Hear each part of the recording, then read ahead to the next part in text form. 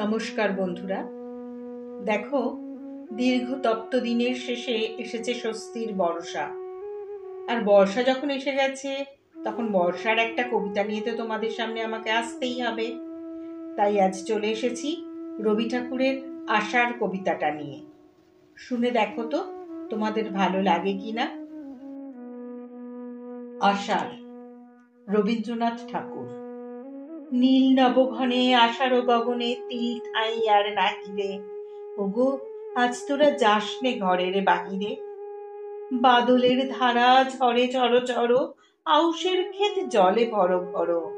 কালি মাখা মেঘে ওপারে আধার ঘনিয়েছে দেখ চাহিরে, ওগো আজ তোরা যাসনে ঘরের বাহিরে। ওই ডাকে শোনো ধেনু ঘন ঘন, ধবলিরে আনো গোহালে, এখনই আধার হবে বেলাটুকু পোহালে। দুয়ারে দাঁড়ায়ে ওগো দেখ দেখি, মাঠে গেছে যারা তারা ফিরেছে কি।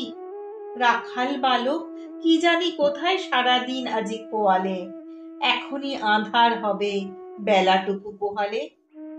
শোনো শোনো, ওই পারে যাবে বলে কে ডাকেছে বুঝি মাঝিরে, খেয়া পারাপার বন্ধ হয়েছে আজিরে।